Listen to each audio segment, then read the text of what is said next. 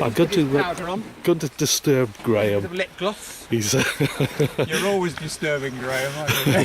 so today's hill, Graham. But where are we, and why are we here? Well, we've come a very scenic route, Merlin, from Mold. We've come over the Horseshoe Pass, past the Ponderosa, for those of you who don't remember Bonanza, and come down to this little car park at the foot of a hill that only you know the name of.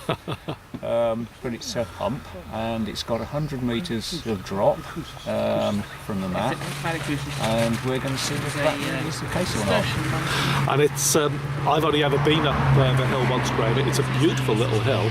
It is. I mean, it's really tucked in, isn't it? In the valley, you almost don't notice it's there. But I know when we get to the top, the views are going to be quite dramatic. So I guess we're going to be able to look over Llangollen, and we'll be able to look up at the higher hills around the Horseshoe Pass. So I'm looking forward to getting up there, because there's even a bit of blue sky, and I've just heard a green woodpecker in the background there, so there's some good wildlife. I think we're going to have a great day. Yeah, brilliant. Well, cheers, Graham. I'm going to come around and just show a little bit of the hill. So, thank you. Here's the car park, and as you noticed, as Graham's been talking, there's been a few cars passing, so it's quite a busy little stretch of road. And here's the footpath. It's going to be a steep little ascent, this one. And it's Coed Hyrddyn, the name of the hill, and as Graham quite rightly said, it's listed as a hump with exactly 100 metres of prominence. So so there we go this morning. Let's go and see John. Let's go and see Disturb John. Any comments, John? I don't know what's been said so far. No, not really. We'll just get the footpath up here and go and survey the summit first. The weather, a little bit of dusting of snow on the top of Horseshoe Pass, but at the moment it's stopped, cloudy, but due to get worse by about 1 o'clock. So hopefully we'll avoid that and get all the work done, and then disappear into the pub. And there have been 1 or 2 showers, haven't they? Come down this morning. It's quite cold. It's just 0 on top of the Horseshoe Pass. Yeah. And, so there's just a little bits of snow around here. Okay then. Well, cheers. Thank you. So cheers.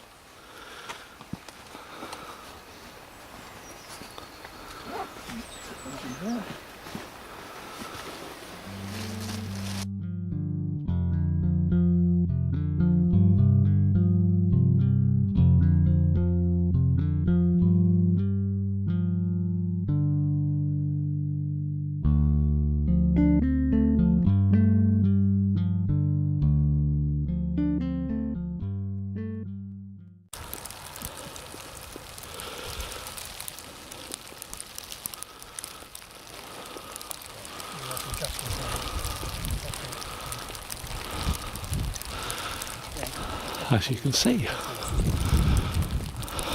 there's quite a bit of snow coming down, which is rather lovely. And John and Graham have levelled the summit to find out the highest point, which is we're going to have to just down there. turn the whole lock it. Yeah, we're going to have to turn the whole thing across that. Now they're setting up the GS15. No, have to go there. I'll return it to them because I won't be able to get the hook in. Oh, right, okay.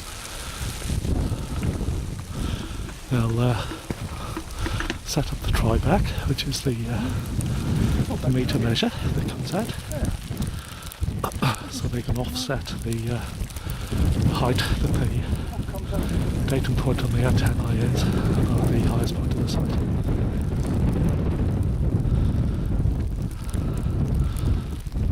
Just hope now that when I'm backing up that I'm going to slip down the hole, but there's the view from the summit of Coed Hyrddyn. There's a National Trust plaque close to the car park where we set off from, and supposedly is also known as Velvet Hill, a rather lovely English name for the hill, but the locals know it as Coed Hyrddyn. And as you can see, that's the Vale of Llangollen in the background. Very grey with snow flurries coming over this morning. clearing up a little bit to the west, so the snow should be stopping in 5 or 10 minutes. We're joined again by Mark this morning, but as you can see looking over towards the higher Coed Hyrddyn hills, there's still quite a bit of snow in the background.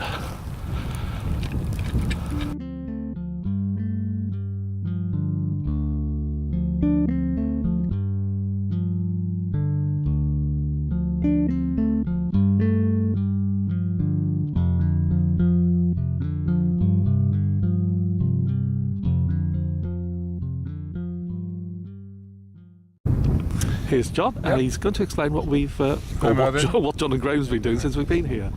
Well, there's actually not been a lot to do here because the summit, which is over here, and is actually pretty obvious, although we did use the level and staff to locate the exact point, but it was within a few millimetres where we thought it was.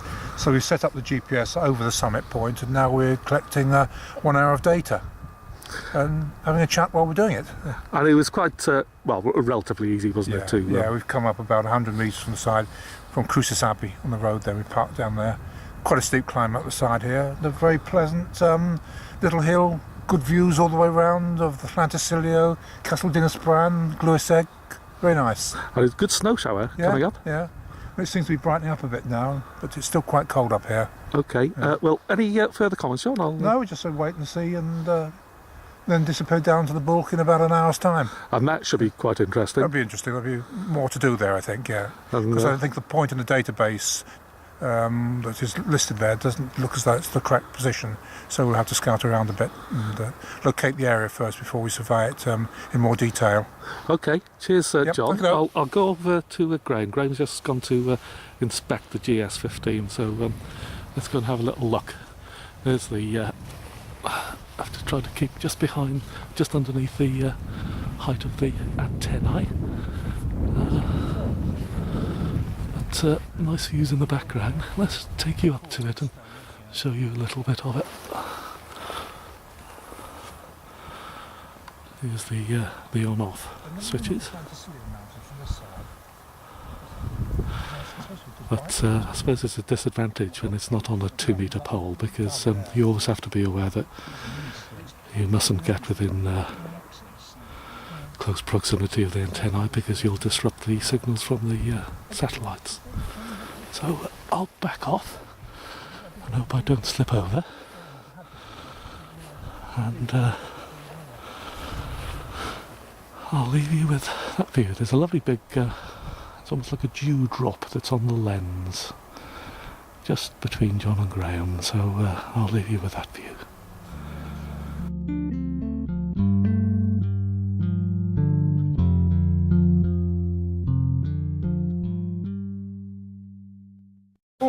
Oh, yummy, yummy, look, slurry mud.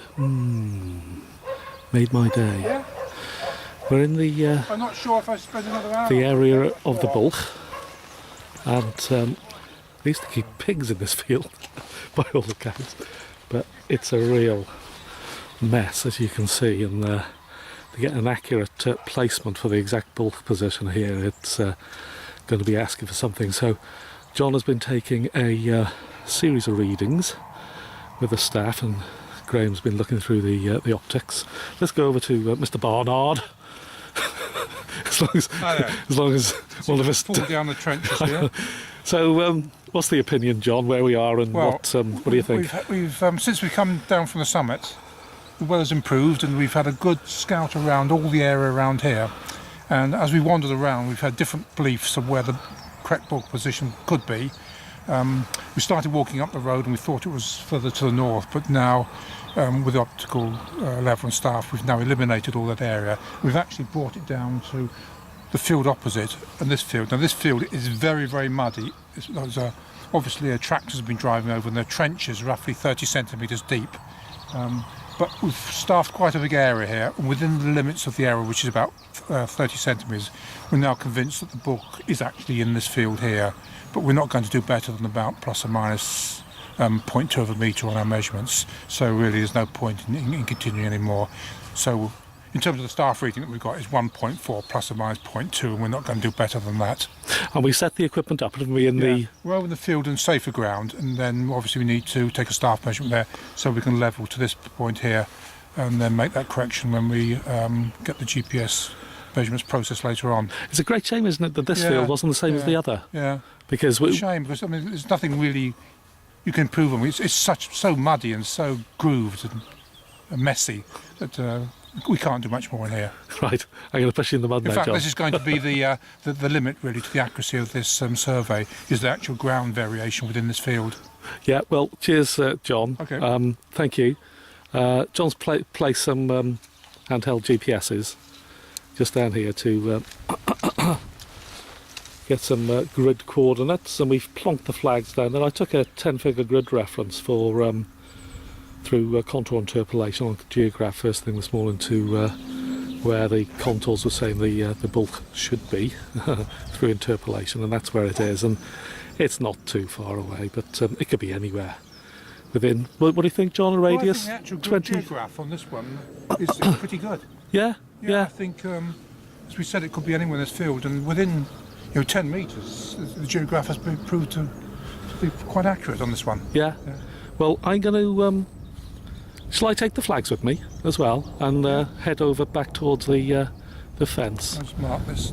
I've got Mark's plastic thing that he uses to climb the fences with, so I'm going to leave John. We did very quickly sort of mark this area, so I'll pick those up. So it's just the staff, I think, John, I'll bring that, that needs bringing back, and I'll follow my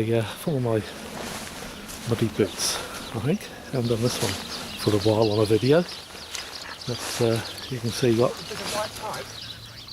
I've got that. Yeah, thank you. It's getting a little bit better in this area of the field, but just caked in mud. Look at my boot. Look at that. You can hardly distinguish the boot. Sort of camouflage in the field. Absolutely caked in it. So Add another stone in weight. look at John. Look at this. So I'll follow John just back towards the field, and then you can see where Graham's got the level set up, and you may even be able to pick out the GS15 on the quick set tripod. That's in the background. Let's go and just show you the view of past the farm machinery. There's the level just beyond Graham on the right, the GS15 in the background just on the left hand side. And it would have been lovely if the bulk was in that. So John's just done his paramo in. Has it ripped, John? Yeah, it cost me 91 quid last time. Oh, John. Oh, look at that. There's a bit of sewing for you when you get back up. So, apologies to the viewers for the expletive. Sometimes they are called for. So, oh, yeah, I've got the pipes, John, if you'd like the... That might be useful, thank you. So, here we are, barbed wire climbing pipes. I'm going to get John on video just in case he falls in the slurry.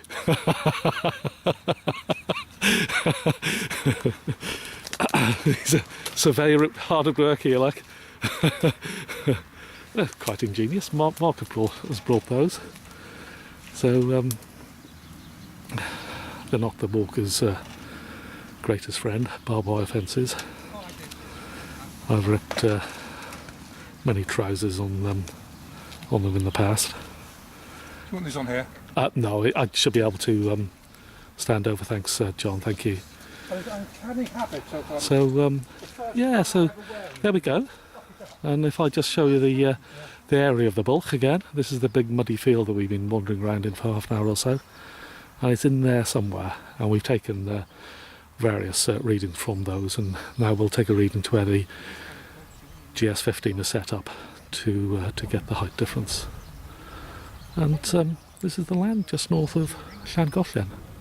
Very pleasant. Considering you're only around 1.5 to 2 miles away from the A5, it's so peaceful and quiet here.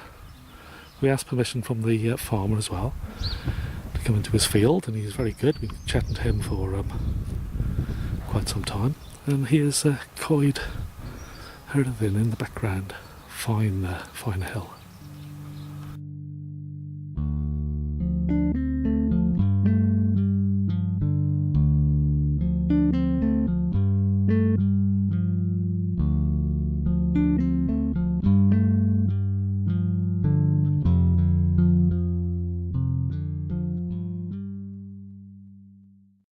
So here are the results of the Coed Hyrddyn survey.